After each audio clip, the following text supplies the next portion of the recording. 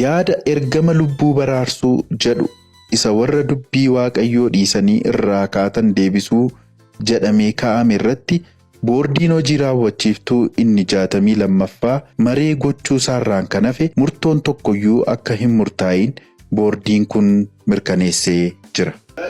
Kanarraa kan barbaadamaa ture jechuudha. Waaqayyo gooftaan machaa isaan eebbisu baay'ee ጤነኛ ሆኖ ከአንገቱ በታች ቢሞት አንድ ከአንገቱ በታች ጤና ችግር ያለበት ሰው በጥቂት ደቂቃ ሰርጀሪ አንገቱ ተቆርጦ በሞተ ሰው አንገት ላይ ተገጥሞ ሰው ሆኖ ይቀጥላል። እንደሰማችሁት ነው እንግዲህ ይሄ ትክክለኛ ኢንፎርሜሽን ነው። ይሄንን ኢንፎርሜሽን ደግሞ ያቀበሉት ብሬን ብሪጅ ነጋ አደምሳ ኢቲ አዱኛ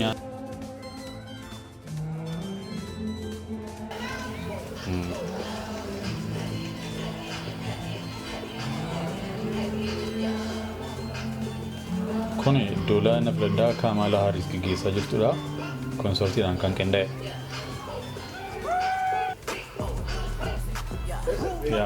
Akkuma argaa jirru jechuudha garaagarummaa guddaatu jira jara gidduu.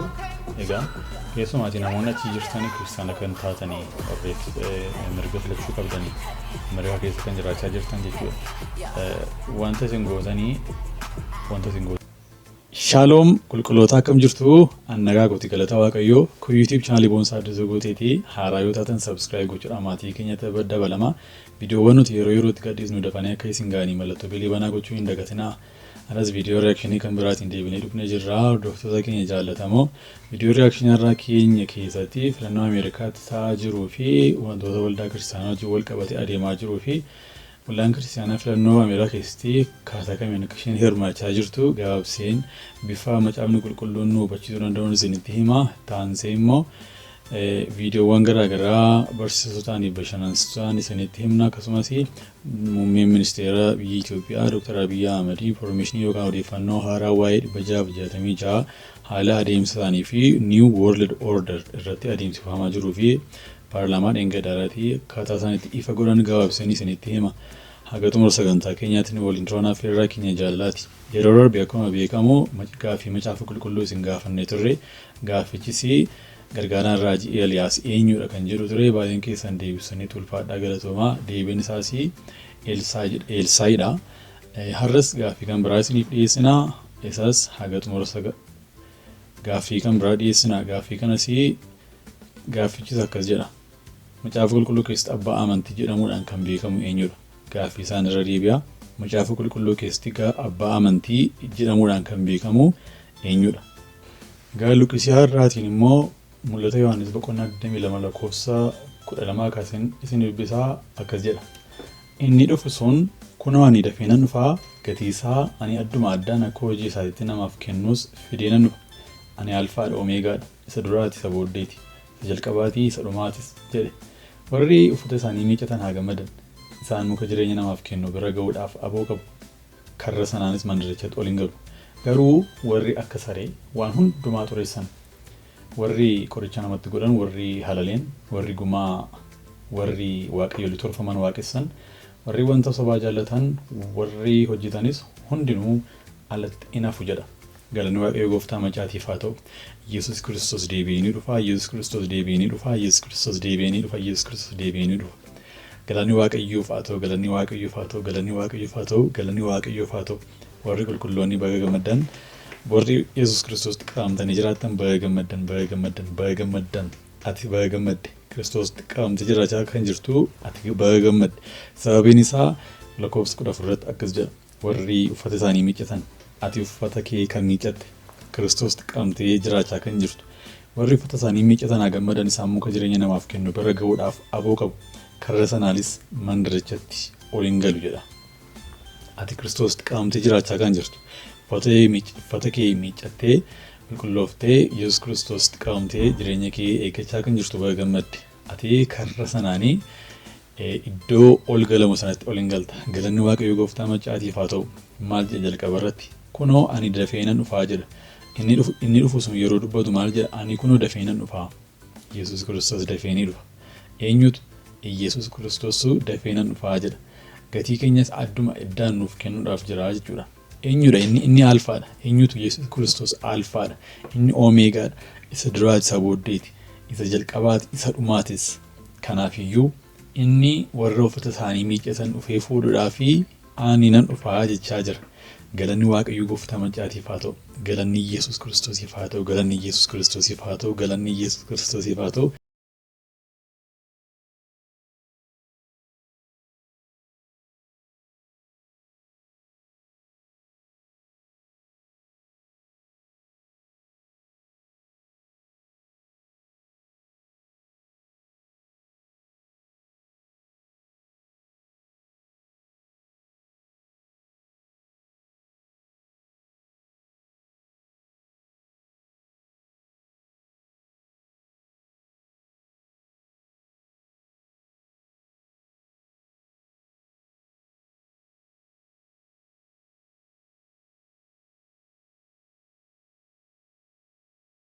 Perfektii ta'uu dhiisuu dandeenya garuu Tiraamp oopshinii isa dhumaa Ameerikaan qabdudha jiran. Maaliif namni kun Kamala Harrisiin mormaa jiru jechuudha.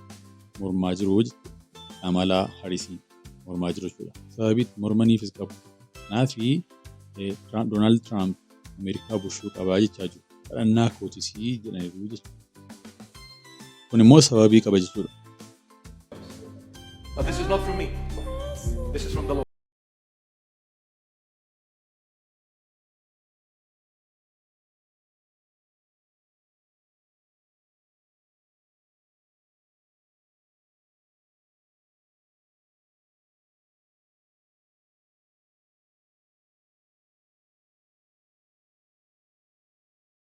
Isaan itti dubbatan dhimma dhugaadha.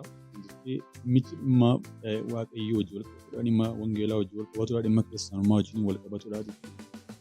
Kataan adeemsa filannoo Ameerikaa amma itti adeemaa jirus ifa waan godhuraa jechuudha. Keessumaa fi Kamala Harris yeroo isaan duula filannoo gaggeessan irratti namoota isaan waammatan namoota miseensota Illuminaatii warra ta'anidha. Sirbituudha. Warra LGBT hordofanii fi hundeessuu isaanii warra waldaa si'anaa hordofan kanneen akka Beyoncé fa'aa isaan waamanii duula filannoo gaggeessaa jiranii.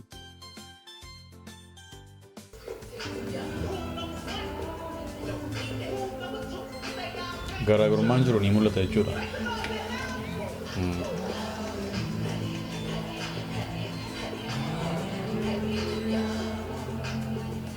Kun duula filannoo Kamala Harris gaggeessaa jirtudha. Konsortiidhaan kan qindaa'e.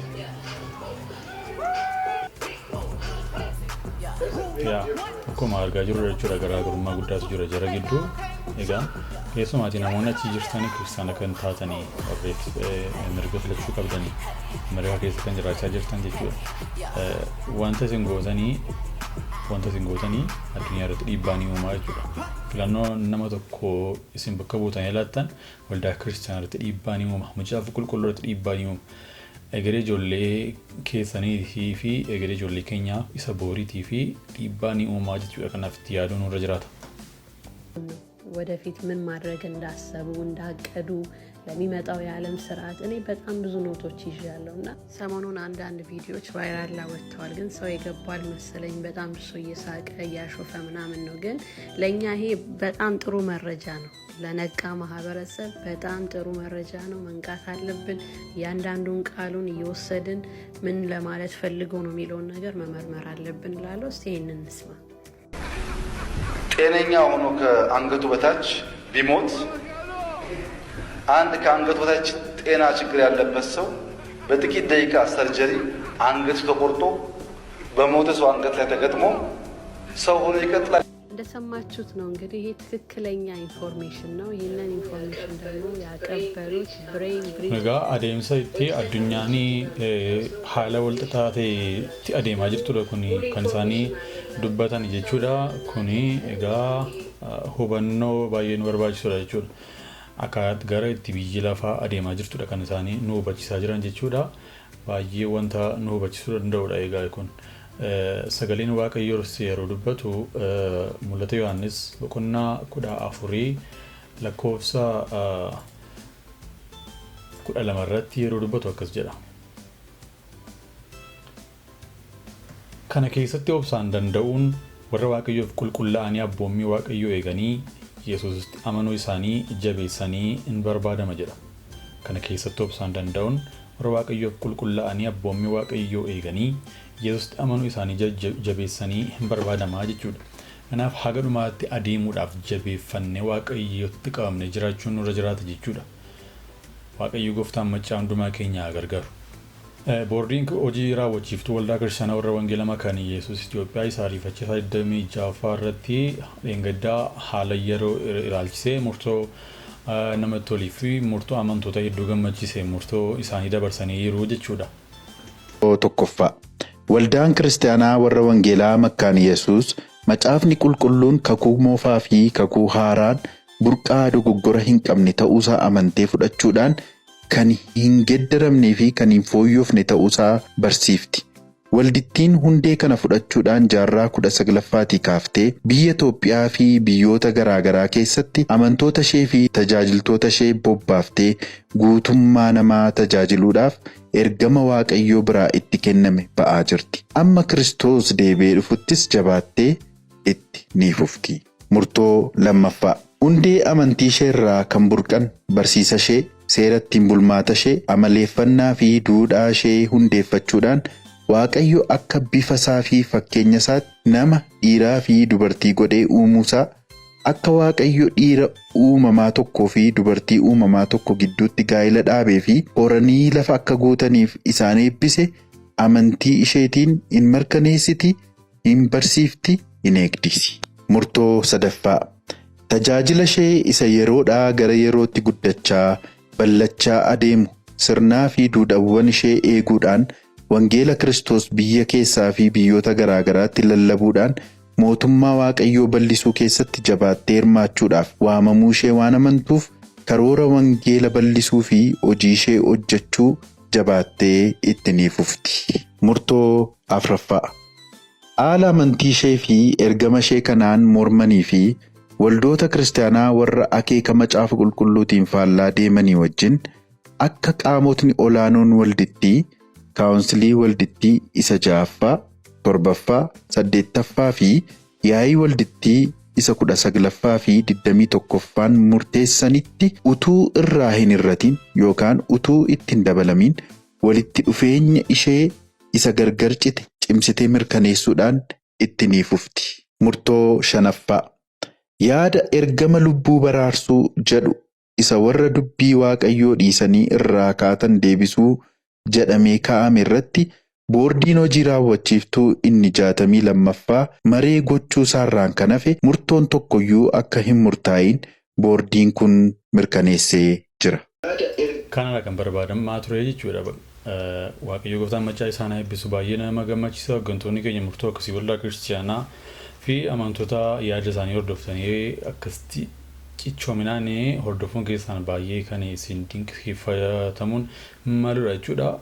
Ammas taanaanii gaaffiin jiraatu yoo jiraate dafaati qilleensi gidduun galinii waldaa kiristaanaa amantootaaf namoota gaaffii qaban hundumaatiif dhalootaa fi deebisuu keessaniitti ofaan isiniin jedhaa jabaadhaa isinii wajjin jirra. Keessumaatti dargaggootaaf immoo barumsa addaa barumsa baay'ee waldaa kiristaanaa dooktirinii waldaa kiristaanaa asumaan immoo gaaffiin waldaa makaanii Yesuusiif qabu dargaggoonni hedduun barumsa ni dheebutu waa'ee Kiristoosiin barachuu ni barbaadu waa'ee amantii isaanii waa'ee dooktirinii isaanii waa'ee barsiisa waldaa isaanii sirriitti baruu ni barbaadu jechuudha.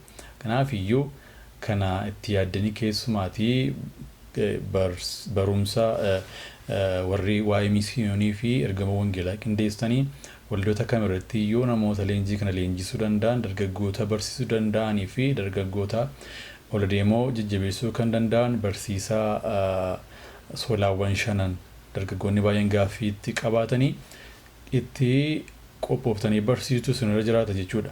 Waaqayyoo isin haa eebbisu warra waldaa makaanii Yesuusiif qindeessuusaa fi yeroo giddu galeessaatiif viidiyoo kana sheer naa gochuun dagatina.